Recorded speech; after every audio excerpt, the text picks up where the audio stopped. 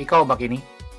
Para sa taga-syudad nga nangita og vacation house, nangita og yuta sa south of Cebu, presko nga hangin ug layo sa saba ug pollution sa syudad. So mao ni ang swak na sulbad sa imong problema kaning naa yuta diri sa Barili. So naa ni siya sa Barangay Dakit, Barili, Cebu, accessible kaayo, daplin sa highway ug duol sa eskwelahan, hospital ug merkado. Nya praktikal nga mga adlaw-adlaw nga ato ang panginhanglan nga madiri-dali naa ra kadayon. So ang price ani residential lot per square meter ni siya 5,500 pesos per square meter.